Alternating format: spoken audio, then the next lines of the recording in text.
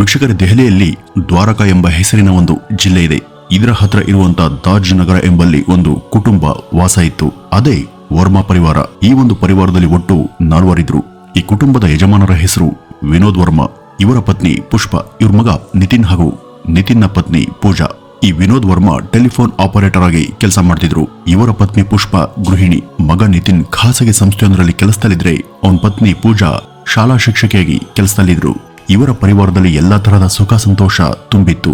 ಜೀವನದಲ್ಲಿ ಯಾವುದೇ ಅಡೆತಡೆ ಇಲ್ಲದೆ ಸುಗಮವಾಗಿಯೇ ಸಾಗಿತ್ತು. ಇದರ ಜೊತೆ ಪೂಜಾ 6 ತಿಂಗಳ ಗರ್ಭಿಣಿ ಕೂಡ ಆಗಿದ್ರು. ಇನ್ನು ಕೆಲವೇ ದಿನಗಳಲ್ಲಿ ಅವರ ಮನೆಗೆ ಹೊಸ ಅತಿಥಿ ಬರೋದರಲ್ಲಿತ್ತು. ಹೀಗಿದ್ದಾಗ 2008ರ ಏಪ್ರಿಲ್ 18ನೇ ತಾರೀಕು ಅವತ್ತು ಸಂಜೆ ತನ್ನ ಕೆಲಸವನ್ನ ಮುಗಿಸಿ ಬೈಕಲ್ಲಿ ಮನೆಗೆ ಬರುವಾಗ ನಿತಿನ್ ಗಂಭೀರ ಅಪಘಾತವೊಂದಕ್ಕೆ ಸಿಲುಕಿ ಮೈಕೈ ಏಟ್ ಮಾಡ್ಕೊಳ್ತಾರೆ. ಈ ವಿನೋದ್ ತಕ್ಷಣ ತಮ್ಮ ಪತ್ನಿಗೆ ಕರೆಯನ್ನ ಮಾಡ್ತಾರೆ. ಆದ್ರೆ ಪೂಜಾಳಿಂದ ಯಾವುದೇ ಪ್ರತಿಕ್ರಿಯೆ ಬರಲ್ಲ. ನಂತರ ಅವರು ತಮ್ಮ ತಂದೆ ವಿನೋದ್ಗೂ ಕರೆ ಮಾಡ್ತಾರೆ. ಆದ್ರೆ ಯಾಕೋ ಅವರು ಕೂಡ ಉತ್ತರ ಕೊಡೋದಿಲ್ಲ. ನಿತಿನ್ಗೆ ಯಾರು ಉತ್ತರ ಕೊಡದೇ ಇದ್ದದ್ದು ನಿಜಕ್ಕೂ ಆಶ್ಚರ್ಯವನ್ನ ತರಿಸಿತ್ತು. ಆಗ ನಿತಿನ್ ತಕ್ಷಣ ಮನೆಯ ಲ್ಯಾಂಡ್ಲೈನ್ಗೆ ಫೋನ್ ಮಾಡ್ತಾನೆ. ಆದ್ರೆ ಅದನ್ನು ಕೂಡ ಯಾರು ರಿಸೀವ್ ಮಾಡಲ್ಲ. ಈ ಸಲ ನಿತಿನ್ಗೆ ಯಾಕೋ ಸ್ವಲ್ಪ ಗಾಬರಿಯಾಗುತ್ತೆ. ತಕ್ಷಣ ಈತ ತನ್ನ ಅಂಕಲ್ ವಿಜಯ್ಗೆ ಕರೆ ಮಾಡಿ ಸ್ಥಳಕ್ಕೆ ಧಾವಿಸೋದಕ್ಕೆ ತಿಳಿಸಿದ್ದ. ಅದಕ್ಕೆ ಸರಿ ಅಂತ ಹೇಳದಂತ ಅಂಕಲ್ ವಿಜಯ್ ತನ್ನಿಬ್ಬರು ಮಕ್ಕಳನ್ನ ನಿತಿನ್ ಇರುವಲ್ಲಿಯೇ ಕಳಿಸ್ಕೊಡ್ತಾರೆ ಹಾಗೂ ಅಣ್ಣ ವಿನೋದ್ ವರ್ಮಾರ ಮನೆಗೆ ತಾವೇ ಕರೆ ಮಾಡ್ತಾರೆ. ಆದ್ರೆ ಅವರ ಕರೆಯನ್ನು ಕೂಡ ಯಾರೂ ಸ್ವೀಕರಿಸಲ್ಲ. ಈ ನಿತಿನ್ನ ಮನೆಯಿಂದ ಸ್ವಲ್ಪ ದೂರದಲ್ಲಿ ವಿಜಯರವರ ಮನೆ ಇತ್ತು. ಯಾರು ಕೂಡ ಅವರ ಕರೆಗೆ ಉತ್ತರಿಸದೇ ಇದ್ದಾಗ ವಿಜಯ್ಗೂ ಸ್ವಲ್ಪ ತುಸು ಆತಂಕ ಶುರುವಾಯಿತು. ಅವರು ತಕ್ಷಣ ಅಣ್ಣ ವಿನೋದ್ ರವರ ಮನೆಯ ಪಕ್ತವರಾದಂತಹ ವೀರೇಂದ್ರ ಎನ್ನುವರಿಗೆ ಕರೆ ಮಾಡಿ ವಿನೋದ್ರ ಮನೆಗೆ ಹೋಗಿ ಎಲ್ಲ ಸರಿ ಇದೆಯಂತ ನೋಡೋದಿಕ್ಕೆ ತಿಳಿಸ್ತಾರೆ.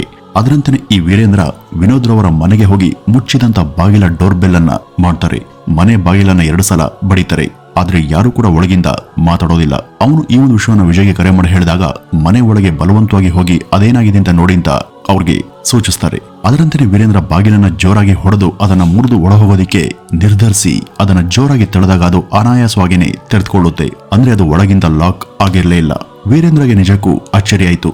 ಮನೆ ಡೋರ್ ಲಾಕ್ ಆಗದೆ ಇದ್ರೂ ಕೂಡ ಇವರು ಯಾರು ಕೂಡ ಯಾಕೆ ಪ್ರತಿಕ್ರಿಯೆಯನ್ನ ಕೊಡ್ತಿಲ್ಲ ಅನ್ನುವ ಗೊಂದಲದಲ್ಲೇ ಒಳಬಂದಂತ ಅವ್ರಿಗೆ ಸ್ವಲ್ಪ ಮುಂದೆ ಕಂಡಂತ ಆ ಒಂದು ಭೀಕರ ದೃಶ್ಯವನ್ನ ನೋಡಿ ಎದೆ ಒಂದು ಸಲ ಝಲ್ ಅಂದಿತ್ತು. ಹೌದು, ಅಲ್ಲೊಂದ್ ಕಡೆ ಆ ಮನೆಯ ಯಜಮಾನರಾದಂತ ವಿನೋದ್ ವರ್ಮಾರವರ ಜೀವವಿಲ್ಲದಂತ ದೇಹ ರಕ್ತದ ಮಡುವಲ್ಲಿ ಅನಾಥವಾಗಿ ಬಿದ್ದಿತ್ತು.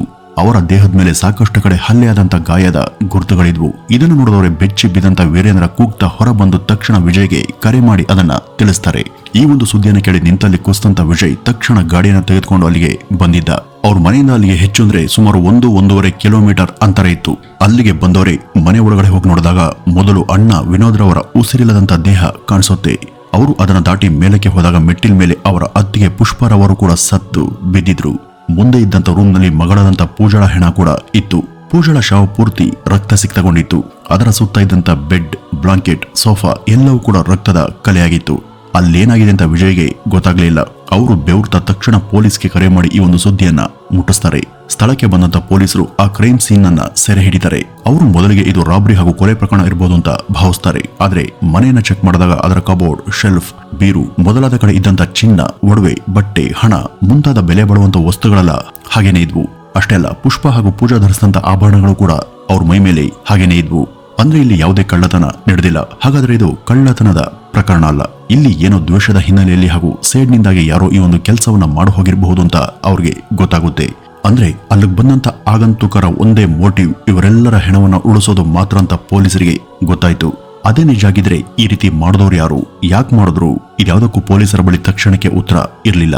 ರಾತ್ರಿ ಅಪಘಾತಕ್ಕೆ ಈಡಾಗಿದಂತ ನಿತಿನ್ ರಾತ್ರಿ ಪೂರ್ತಿ ಚಿಕಿತ್ಸೆ ಪಡೆದು ಬೆಳಗ್ಗೆ ಈ ಒಂದು ವಿಷಯವನ್ನ ಕೇಳಿ ಗಾಬರಿಗೆ ಈಡಾಗಿ ಅಲ್ಲಿಗೆ ಬಂದಿದ್ದ. ಅವನು ಮೊದಲೇ ರಾತ್ರಿಯ ಅಪಘಾತದ ಹೊಡೆತದಿಂದ ಸುಸ್ತಾಗಿದ್ದ. ಅವನನ್ನ ಮೊದಲು ಮನೆ ಒಳಗೆ ಹೋಗೋದಿಕ್ಕೆ ಬಿಡ್ಲಿಲ್ಲ. ಆದ್ರೆ ಅಲ್ಲೇನಿದೆ ಅಂತ ನೋಡುವಂತ ಹಪಾಹಪಿ ಅವನಿಗಿತ್ತು. ಅವನು ಮನೆ ಒಳಗೆ ಹೋದಾಗ ಶವಗಳು ಇನ್ನೂ ಕೂಡ ಅಲ್ಲೇ ಇದ್ವು. ಅವುಗಳ ಮಹಾಜರ್ ಕಾರ್ಯ ನಡೀತಾ ಇತ್ತು. ತಂದೆ ತಾಯಿ ಹಾಗೂ ಪತ್ನಿಯ ಶವಗಳನ್ನ ಆ ಒಂದು ಸ್ಥಿತಿಯಲ್ಲಿ ನೋಡಿದಂತ ನಿತಿನ್ಗೆ ತಲೆ ತಿರುಗಿತ್ತು. ಮೊದಲೇ ದೈಹಿಕವಾಗಿ ದುರ್ಬಲನಾಗಿದ್ದಂತ ಅವನು ಅದೆಲ್ಲ ನೋಡಿ ಅಲ್ಲೇ ಬಸವಳಿದು ಕುಸಿದ್ ಬಿದ್ದ. ಅವನನ್ನ ತಕ್ಷಣ ಆಸ್ಪತ್ರೆಯಲ್ಲಿ ತೀವ್ರ ನಿಗಾ ಘಟಕಕ್ಕೆ ಸೇರಿಸಲಾಯಿತು. ಈ ವಿನೋದ್ ರವರ ಶವದ ಮೇಲೆ ವಿಪರೀತ ಹಲ್ಲೆಯ ಗಾಯಗಳಾಗಿದ್ವು. ವರದಿಯೊಂದರ ಪ್ರಕಾರ ಅವರ ದೇಹದ ಮೇಲೆ ಸುಮಾರು 18 ಕಡೆ ಮಾರಕಾಸ್ತ್ರ ಅಥವಾ ಹರಿತವಾದಂತಹ ಆಯುಧದಿಂದ ಚುಚ್ಚಿ ಕೊಂದಾಕಲಾಗಿತ್ತು. ಅವರ ಎದೆ, ಹೊಟ್ಟೆ, ಕುತ್ತಿಗೆ, ಬೆನ್ನು ಎಲ್ಲಾ ಕಡೆ ಕೂಡ ಆಯುಧದಿಂದ ಸೀಳಿದ್ರು. ಅವ್ರ ಮೇಲೆ ಹಲ್ಲೆ ಮಾಡಿದವನು ಖಂಡಿತ ಅವರ ಶತ್ರುನೇ ಆಗಿರ್ಬೇಕು ಅಂತ ಅವುಗಳಿಂದಲೇ ಹೇಳಬಹುದಿತ್ತು. ಈ ವಿನೋದ್ ವರ್ಮಾರವರ ಹಿನ್ನೆಲೆ ಹಾಗೂ ಅವರ ಜೀವನದಲ್ಲಿ ಅವ್ರಿಗಿದ್ದಂತ ಆಸ್ತಿ ಅಥವಾ ಇತರ ವ್ಯಾಜ್ಯಗಳ ಬಗ್ಗೆ ಮತ್ತು ಅವ್ರಿಗೆ ಇದ್ದಂತ ಶತ್ರುಗಳ ಬಗ್ಗೆ ಮಾಹಿತಿ ಕಲೆ ಹಾಕೋದಿಕ್ಕೆ ಪೊಲೀಸರು ಮುಂದಾಗ್ತಾರೆ. ಈ ಒಂದು ಶವಗಳನ್ನ ಮೊದಲನೇ ಸಲ ನೋಡಿದ್ದು ಪಕ್ಕದ ಮನೆಯ ವೀರೇಂದ್ರ ಎಂಬಾತ. ಅವನನ್ನ ಮತ್ತೊಮ್ಮೆ ಅಲ್ಲಿ ಏನಿತ್ತು ಅಂತ ಕೇಳಿದಾಗ ಅವನು ಅವತ್ತು ವಿಜಯರವರಿಂದ ಕರೆ ಬಂದದ್ದು ಹಾಗೂ ಅದರಂತೆ ಮನೆಗೆ ಹೋಗಿ ಬಾಗ್ಲನ್ನ ಬಡದದ್ದು ಮತ್ತೆ ಒಳಗಡೆ ವಿನೋದ್ ರವರ ಶವ ಕಂಡದ್ದು ಇದೆಲ್ಲದರ ಬಗ್ಗೆ ಇನ್ನೊಂದ್ಸಲ ವಿವರವಾಗಿ ತಿಳಿಸ್ತಾನೆ. ಆ ರಾತ್ರಿಯ ಸಮಯದಲ್ಲಿ ಅವತ್ತು ಮನೆ ಲಾಕ್ ಆಗಿರ್ಲಿಲ್ಲ. ಪೊಲೀಸರಿಗೆ ಈ ಒಂದು ಅಂಶದ ಬಗ್ಗೆ ಅನುಮಾನ ಬಂತು. ಅದು ಹೇಗೆ ಆ ಮನೆಯ ಬಾಗಿಲು ಲಾಕ್ ಆಗದೆ ಇತ್ತು, ಅದನ್ನ ತೆರೆದಿಟ್ಟು ಹೋದವರು ಯಾರು ಅಂತ ಪೊಲೀಸರು ಯೋಚಿಸ್ತಾರೆ.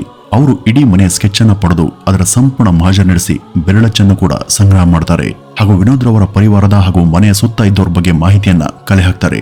ಶವಗಳನ್ನ ಹತ್ತಿರದ ದೀನ್ ದಯಾಳ್ ಆಸ್ಪತ್ರೆಗೆ ಮರಣೋತ್ತರ ಪರೀಕ್ಷೆಗೆ ಸಾಗಿಸಲಾಗುತ್ತೆ. ಈ ನಿತಿನ್ ಕೂಡ ಅಲ್ಲಿಯೇ ಚಿಕಿತ್ಸೆಯನ್ನ ಪಡೆದಿದ್ದ. ಅಲ್ಲಿ ಅವನಿಗೆ ಪ್ರಾಥಮಿಕ ಚಿಕಿತ್ಸೆ ಕೊಟ್ಟ ಬಳಿಕ ಅವನನ್ನ ಬೇರೆ ಆಸ್ಪತ್ರೆಗೆ ಮುಂದಿನ ಚಿಕಿತ್ಸೆಗಾಗಿ ಸ್ಥಳಾಂತರ ಮಾಡಲಾಗುತ್ತೆ. ಶವಗಳ ಮರಣೋತ್ತರ ಪರೀಕ್ಷೆ ಮಾಡದಂತ ವೈದ್ಯರು ಆ ಒಂದೊಂದು ದೇಹದ ಮೇಲಾಗಿದ್ದಂತ ಹಲ್ಲೆ ಗುರುತು ಹಾಗೂ ಅವುಗಳನ್ನ ಕೊಂದ ರೀತಿ ನೋಡಿ ನಿಜಕ್ಕೂ ಬೆಚ್ಚಿ ಬಿದ್ದಿದ್ರು. ವಿನೋದರ ದೇಹಕ್ಕೆ 18 ಸಲ ಚುಚ್ಚಲಾಗಿತ್ತು. ಪುಷ್ಪಾರನ್ನ 14 ಸಲ ಚುಚ್ಚಿದರೆ ಗರ್ಭಿಣಿಯಾದಂತ ಪೂಜಾಳ ಮೇಲೆ 49ಕ್ಕೂ ಹೆಚ್ಚು ಸಲ ಹಲ್ಲೆ ಮಾಡಲಾಗಿತ್ತು. ವಿನೋದ್ ಈ ಮೊದಲು ಅಂದ್ರೆ 2004ರ ಮುನ್ನ ದೆಹಲಿಗಿಂತ ಸ್ವಲ್ಪ ದೂರದಲ್ಲಿದ್ದಂತ ತಮ್ಮ ಹಳ್ಳಿಯಲ್ಲಿ ವಾಸ ಇದ್ರು. 2004ರ ನಂತರ ಅವರು ತಮ್ಮ ಫ್ಯಾಮಿಲಿ ಸಮೇತ ದೆಹಲಿಗೆ ಶಿಫ್ಟ್ ಆಗಿದ್ರು. ಅವ್ರಿಗೆ ಯಾವುದೇ ತರಹದ ಶತ್ರುಗಳಾಗ್ಲಿ ವೈರಿಗಳಾಗ್ಲಿ ಇರ್ಲಿಲ್ಲ. ಈ ಹತರಾದವರ ಮೊಬೈಲ್ ಕಾಲ್ ಲಿಸ್ಟ್ ಅನ್ನ ಚೆಕ್ ಮಾಡಿದಾಗಲೂ ಕೂಡ ಅಲ್ಲಿ ಪೊಲೀಸರಿಗೆ ಅನುಮಾನ ಬರುವಂತ ಯಾವುದೇ ವಿಷಯ ಸಿಗ್ಲಿಲ್ಲ. ಅವರು ಅಲ್ಲಿಯ ಸಪ್ತಾರ್ ಜಂಗ್ನ ಆಸ್ಪತ್ರೆಯಲ್ಲಿ ಚಿಕಿತ್ಸೆ ಪಡೆದಿದ್ದಂತ ನಿತಿನ್ನ ಕಾಲ್ ಲಿಸ್ಟ್ ಅನ್ನ ಚೆಕ್ ಮಾಡಿದಾಗ ಅಲ್ಲಿ ಅವ್ರಿಗೆ ಅನುಮಾನ ಬರುವಂತ ಸುಳುವೊಂದು ಸಿಕ್ಕಿತ್ತು. ಅವತ್ತು ಅಪಘಾತವಾದ ದಿನ ಅವನು ಯಾರೋ ಒಬ್ಬರಿಗೆ 21 ಸಲ ಕರೆ ಮಾಡಿದ್ದ. ಅದು ಕೂಡ ಮನೆಯ ಪಕ್ಕನೆ ಇದ್ದಂತ ಆ ವ್ಯಕ್ತಿಗೆ ಕರೆ ಮಾಡಿದ್ದ. ಏಪ್ರಿಲ್ 19ನೇ ತಾರೀಕು ಅವನನ್ನ ಡಿಸ್ಚಾರ್ಜ್ ಮಾಡಲಾಯಿತು. ಅವನ ಮೇಲೆ ಶಂಕೆ ಇದ್ದಿದ್ದರಿಂದ ಪೊಲೀಸ್ ಅವನ ಬಳಿ ಬಂದು ಅವನ ಹೇಳಿಕೆಯನ್ನ ಮತ್ತೆ ಪಡೆಯೋದಿಕ್ಕೆ ಬಯಸಿದ್ರು. ಅವರು ಬಂದು ಕೇಳಿದಾಗ ಅವನು ಅದೇ ಅಪಘಾತದ ಹಳೆ ಕಥೆಯನ್ನ ಅವ್ರಿಗೆ ಹೇಳಿದ್ದ. ಅವನ ಹೇಳಿಕೆ ದೃಢವಾಗಿದ್ರೂ ಕೂಡ ಅವನ ಮೈ ಮೇಲಿನ ಗಾಯಗಳೇ ಅಸಹಜವಾಗಿದ್ವು. ಅವನ ದೇಹದ ಮೇಲೆ ವಿನೋದ್, ಪುಷ್ಪ, ಪೂಜಾರ ದೇಹದ ಮೇಲೆ ಇರುವಂತ ಗಾಯದ ಗುರುತುಗಳಿದ್ವು. ರಸ್ತೆಯಲ್ಲಿ ಸಂಚಾರ ಮಾಡುವಾಗ ಬೈಕಿಂದ ಕೆಳಗೆ ಬಿದ್ದು ಆಗುವಂತ ಕಲೆಗಳಲ್ಲವು, ಯಾವುದಾದ್ರೂ ಆಯುಧದಿಂದ ಹಲ್ಲೆ ತಗುಲಿದಾಗ ಆಗುವಂತ ಗಾಯಗಳು. ಆದ್ರೆ ನಿತಿನ್ ತಾನು ಕಚೇರಿ ಕೆಲಸವನ್ನ ಮುಗಿಸಿ ಮನೆಗೆ ಬರುವಾಗ ಆದಂತ ಅಪಘಾತದಿಂದ ಆ ಗಾಯಗಳಾಗಿವೆ ಅಂತ ಹೇಳ್ತಿದ್ದ. ಅವನು ಅವತ್ತು ಮನೆಗೆ ಕರೆ ಮಾಡಿದ್ದು ಆದ್ರೆ ಯಾರು ಕೂಡ ಉತ್ತರಿಸಲಿಲ್ಲ ಅಂತ ಹೇಳಿದ್ದ. ಆದ್ರೆ ಅವನ ಕಾಲಿಸ್ಟ್ ಅನ್ನ ಚೆಕ್ ಮಾಡಿ ನೋಡಿದಾಗ ಅಸಲಿಗೆ ಅವತ್ತು ಅವನು ಕರೆ ಮಾಡಿರ್ಲೇ ಇಲ್ಲ ಎಂಬ ಸಂಗತಿ ಗೊತ್ತಾಗುತ್ತೆ. ಅವತ್ತು ನಿತಿನ್ ರಾತ್ರಿ 10ವರೆಗೆ ತನ್ನ ಪತ್ನಿಯ ಸಹೋದರನಾದಂತ ರಾಹುಲ್ಗೆ ಕರೆ ಮಾಡಿ ಮಾತನಾಡುವಾಗ ತಾನು ಮನೆಗೆ ಬಂದಿದ್ದೀನಿ ಅಂತ ಹೇಳಿದ್ದ. ಆದ್ರೆ ಪೊಲೀಸರ ಬಳಿ ಆ ಒಂದು ಸಮಯದಲ್ಲಿ ತನಗೆ ಅಪಘಾತವಾಗಿ ಆಸ್ಪತ್ರೆಯಲ್ಲಿದ್ದೆ ಅಂತ ಅವನು ಸುಳ್ಳು ಹೇಳಿದ್ದ. ನಿತಿನ್ನ ಹೇಳಿಕೆಗೂ ಮತ್ತು ವಾಸ್ತವತೆಗೂ ತುಂಬಾ ವ್ಯತ್ಯಾಸ ಇತ್ತು. ಪೊಲೀಸರು ತಮ್ಮ ಬಳಿ ಇದ್ದಂತ ಎಲ್ಲಾ ಸಾಕ್ಷಿಗಳನ್ನು ಕೂಡ ಅವನ ಮುಂದೆ ಇಟ್ಟು ಗದರಿ ಕೇಳಿದಾಗ ಕೊನೆಗೂ ಕೂಡ ಅವನು ತಾನೇ ತನ್ನ ಪರಿವಾರದವನ್ನ ಕೊಂದಿದ್ದಾಗಿ ಹೇಳ್ಕೊಂಡ.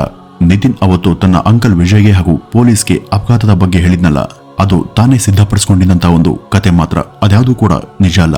ನೀನ್ಯಾಕಪ್ಪ ಇಂಥ ಕೆಲಸ ಮಾಡದೆ ಅಂತ ಕೇಳಿದಾಗ ಅವನು ಹೇಳಿದ್ದಿಷ್ಟು. ವೀಕ್ಷಕರೇ, ಅವನ ಹಾಗೂ ಪೂಜಾಳ ಮದುವೆ 2007ರ ಜನವರಿಯಲ್ಲಿ ಆಗಿತ್ತು. ಆಕೆಯ ಪರಿವಾರ ನಿತಿನ್ನ ಪರಿವಾರದವ್ರ ಜೊತೆ ಉತ್ತಮ ಬಾಂಧವ್ಯವನ್ನ ಹೊಂದಿದ್ರು. ಪೂಜಾ ಬಹುಬೇಗನೆ ಗರ್ಭಿಣಿಯಾದ್ಲು. ನಿತಿನ್ನ ಮನೆಯವರಿಗೆ ಆಕೆ ಗರ್ಭಿಣಿಯಾಗಿದ್ದು ಅತೀವ ಸಂತೋಷದ ಸಂಗತಿಯಾಗಿತ್ತು. ಆ ಮಗುವನ್ನ ಸ್ವಾಗತ ಮಾಡೋದಕ್ಕೆ ಅವರು ತುಂಬಾನೇ ಉತ್ಸುಕರಾಗಿದ್ರು.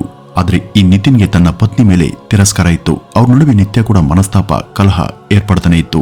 ಅವರು ಯಾವಾಗಲೇ ಜಗಳಾಡ್ಕೊಂಡ್ರು ಕೂಡ ನಿತಿನ್ರ ಪೋಷಕರು ಮಾತ್ರ ಪೂಜಾಗೆನೆ ಸಪೋರ್ಟ್ ಮಾಡ್ತಿದ್ರು. ಇದು ನಿತಿನ್ನ ಅಸಮಾಧಾನಕ್ಕೆ ಕಾರಣ ಆಗಿತ್ತು.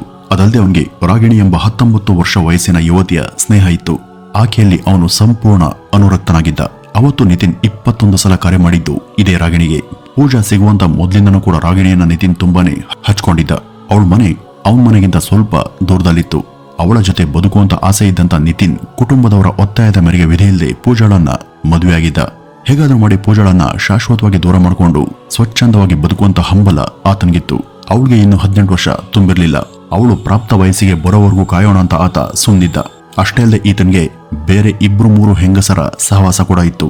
ಈ ಬಗ್ಗೆ ಗೊತ್ತಿದ್ದಂತ ಪೂಜಾ ಅವನನ್ನ ಆಗಾಗ ನಿಂದಿಸ್ತಾ ಜಗಳ ಮಾಡ್ತಿದ್ಲು. ಅದೇ ರೀತಿ ಅವತ್ತು ಏಪ್ರಿಲ್ 18ರ ರಾತ್ರಿ ಕೂಡ ಅವರಿಬ್ಬರ ನಡುವೆ ಮಾತಿನ ಸಮರ ಏರ್ಪಟ್ಟಿತ್ತು. ಅವತ್ತು ತಾಳ್ಮೆ ಕಳ್ಕೊಂಡಿದ್ದಂತ ನಿತಿನ್ ಕಿಚನ್ ಚಾಕು ತಗೊಂಡು ಪೂಜಾ ಗರ್ಭಿಣಿ ಅನ್ನೋದನ್ನು ಕೂಡ ಲೆಕ್ಕಿಸದೆ ಅವಳ ಹೊಟ್ಟೆ, ಎದೆ ಹೀಗೆ ಸಿಕ್ಕ ಕಡೆ ಸುಮಾರು 45ಕ್ಕೂ ಹೆಚ್ಚು ಸಲ ಚುಚ್ಚಿ ಕೊಂದು ಹಾಕಿದ್ದ. ಈ ಪೂಜಾ ಕಿರ್ಚಾಡೋದನ್ನ ನೋಡಿ ಪುಷ್ಪ ಏನಾಯ್ತು ಅಂತ ನೋಡೋದಕ್ಕೆ ಬಂದಾಗ ರಕ್ತ ಸಿಕ್ತಗೊಂಡಿದ್ದಂತ ನಿತಿನ್ ಅದೇ ಒಂದು ಚಾಕುವಿನಿಂದ ಹಿಡಿದು ತಾಯಿ ಮೇಲೂ ಕೂಡ ಹಲ್ಲೆಯನ್ನ ನಡೆಸಿದ್ದ. ಅವ್ರ ಮೇಲೆ 14 ಸಲ ತಿವಿದಾಗ ಮೊದಲೇ ವಯಸ್ಸಾಗಿದ್ದಂತ ಅವರು ಆ ನೋವನ್ನ ತಡೆದೆ ಕೆಳಗಡೆ ಕುಸಿದು ಬಿದ್ದಿದ್ರು. ಈ ಒಂದು ಗಲಾಟೆಯನ್ನ ಕೆಳಗಡೆನೇ ಕೇಳಿಸ್ಕೊಂಡಂತ ವಿನೋದ್ ಅದೇನು ಅಂತ ಕೆಳಗಿಂದಲೇ ಕೂಗ್ತಾರೆ. ಅವ್ರಿಗೂ ವಯಸ್ಸಾದ ಕಾರಣ ಮೇಲೆ ಹತ್ತಿ ಬರೋದಕ್ಕೆ ಸಾಧ್ಯ ಇರಲಿಲ್ಲ. ಈಗ ಅದೇ ಚಾಕುವನ್ನ ಹಿಡಿದು ತನ್ನ ತಂದೆಯ ಬಳಿಗೆ ಬಂದಂತ ನಿತಿನ್ ಅವರನ್ನು ಕೂಡ ಅದರಿಂದನೇ ಹಲ್ಲೆ ಮಾಡಿ ಕೊಂದು ಹಾಕ್ತಾನೆ. ಇದೆಲ್ಲ ಅವತ್ತು 10-15 ನಿಮಿಷದ ಒಳಗೇನೆ ನಡೆದಿತ್ತು. ಒಂದೇ ರಾತ್ರಿಯಲ್ಲಿ ಮನೆಯವರೆಲ್ಲರನ್ನೂ ಕೂಡ ಕೊಂದಂತ ನಿತಿನ್ ಅದೇ ಸ್ಥಿತಿಯಲ್ಲಿ ಮನೆಯನ್ನು ಕೂಡ ಲಾಕ್ ಮಾಡದೆ ಹೊರಗೆ ಬಂದ. ಅವನು ಆ ಚಾಕು ಹಾಗೂ ರಕ್ತಮಯವಾಗಿದ್ದಂತ ಬಟ್ಟೆ ಎರಡನ್ನೂ ಕೂಡ ದಾರಿಯಲ್ಲೆಲ್ಲೋ ಎಸ್ತಿದ್ದ. ಆಗ ಸಮಯ ರಾತ್ರಿ ಸುಮಾರು 12 ಗಂಟೆ ಮೀರಿತ್ತು. ತನ್ನ ಬೈಕನ್ನ ಚಾಲು ಮಾಡಿ ಹೊರಗಡೆ ಬಂದಂತ ನಿತಿನ್ ಆವಾಗ ವಿಜಯ್ಗೆ ಕರೆ ಮಾಡಿದ್ದು. ಆ ಬಳಿಕ ಅವನು ರಾಗಿಣಿಗೂ ಕರೆ ಮಾಡೋದಕ್ಕೆ ಪ್ರಯತ್ನ ಪಟ್ಟಿದ್ದ. ರಾಗಿಣಿಗೆ ಈ ಹತ್ಯಾಕಾಂಡದ ಬಗ್ಗೆ ಏನು ಕೂಡ ಗೊತ್ತಿರಲಿಲ್ಲ. ನಿತಿನ್ ಈ ಒಂದು ಹಂತದವರೆಗೂ ಹೋಗ್ತಾನೆ ಅಂತ ಆಕೆಗೆ ಗೊತ್ತಿರಲಿಲ್ಲ. ಈ ಎಲ್ಲವನ್ನೂ ಕೂಡ ನಿತಿನ್ ಹೇಳಿದ್ದನ್ನ ಕೇಳದಂತ ಪೊಲೀಸರು ಅವನಲ್ಲಿ ಇದ್ದಂತ ರಾಕ್ಷಸತನ ನೋಡಿ ಹೌಹಾರಿದ್ರು. ಇಂತಹ ಮಗ ಯಾರಿಗೂ ಬೇಡ ಅಂತ ಅವ್ರಿಗೆ ಅನ್ಸಿತ್ತು. ವೀಕ್ಷಕರೇ, ಇಲ್ಲಿ ಇನ್ನೊಂದು ಮುಖ್ಯ ವಿಷಯ ಏನು ಅಂದ್ರೆ, ಈ ನಿತಿನ್ ವಿನೋದ್ ಮತ್ತು ಪುಷ್ಪಾರ ಸ್ವಂತ ಮಗ ಆಗಿರ್ಲಿಲ್ಲ. ಅವರು ಯಾರೊಬ್ಬ ಮಗನಾಗಿದ್ದಂತ ಅವನನ್ನ ಮನೆಗೆ ತಂದು ಸಾಕಿದ್ರು. ನಿತಿನ್ನ ನಿಜವಾದ ಪೋಷಕರು ಅವನನ್ನ ಕಸದ ತೊಟ್ಟಿಗೆ ಎಸ್ತ್ ಹೋಗಿದ್ರು. ಸ್ವಂತ ಮಗನಲ್ಲದೆ ಹೋದ್ರೂ ಕೂಡ ಅವರು ಅವನನ್ನ ಪ್ರೀತಿಯಿಂದನೇ ಸಾಕಿ ಬೆಳೆಸಿದ್ರು. ಇವತ್ತು ಅಂಥವರನ್ನೇ ಅವನು ನಿರ್ದಯವಾಗಿ ಹತ್ಯೆಯನ್ನ ಮಾಡಿದ್ದ. ನಂತರ 2012 ಸೆಪ್ಟೆಂಬರ್ನಲ್ಲಿ ನಿತಿನ್ಗೆ ಮರಣದಂಡನೆ ಶಿಕ್ಷೆ ವಿಧಿಸಲಾಯಿತು. ಆದರೆ ಅವನು ಮೇಲಿನ ಕೋರ್ಟ್ಗೆ ಅಪೀಲ್ ಹೋಗಿದ್ರಿಂದ 2013ರಲ್ಲಿ ಅವನಿಗೆ ಮರಣದಂಡನೆ ಶಿಕ್ಷೆಯಿಂದ ಜೀವಾವಧಿ ಶಿಕ್ಷೆ ಪ್ರಕಟ ಆಯಿತು. ಇವತ್ತಿಗೂ ಕೂಡ ತಿಹಾರ್ ಜೈಲಿನಲ್ಲಿ ಈ ನಿತಿನ್ ಜೈಲು ವಾಸವನ್ನ ಅನುಭವಿಸುತ್ತಿದ್ದಾನೆ. ಅವತ್ತು ಒಂದು ಕ್ಷಣ ಆತ ಸಂಯಮ ತೋರಿದ್ರು ಕೂಡ ಮನೆಯ ಅಷ್ಟು ಜನ ಇವತ್ತು ಜೀವಂತವಾಗಿರ್ತಾ ಇದ್ರು. ಸಾಕಿದ ತಂದೆ ತಾಯಿ ಹಾಗೂ ತಾಳಿ ಕಟ್ಟಿದ ಪತ್ನಿಯನ್ನು ಕೂಡ ಕೊಂದಂತ ಈ ಪಾಪಿ ಇದರ ಜೊತೆಗೆ ಇನ್ನೂ ಕೂಡ ಕಣ್ಣನ್ನ ಬಿಡದಂತ ತನ್ನದೇ ರಕ್ತದ ಕುಡಿಯನ್ನು ಕೂಡ ಅದು ಹುಟ್ಟುವ ಮೊದಲೇ ಚೂಟ್ ಹಾಕಿದ್ದ. ನನ್ನ ಪ್ರಕಾರ ಕೋರ್ಟ್ ಇಂಥವನ ಅಪೀಲ್ ಅರ್ಜಿಯನ್ನ ನಿರಾಕರಿಸಿ ಮರಣದಂಡನೆ ಶಿಕ್ಷೆಯನ್ನು ಇವನಿಗೆ ಖಾಯಂಗೊಳಿಸಬೇಕಿತ್ತು. ವೀಕ್ಷಕರೇ, ಇದ್ರ ಬಗ್ಗೆ ನೀವೇನ್ ಹೇಳ್ತೀರಾ ಅಂತ ಕಮೆಂಟ್ ಮೂಲಕ ತಿಳಿಸಿ ಅಂತ ಹೇಳ್ತಾ ಈ ಒಂದು ವಿಡಿಯೋವನ್ನ ಇಲ್ಲಿಗೆ ಮುಗಿಸೋಣ. ನಮಸ್ಕಾರ.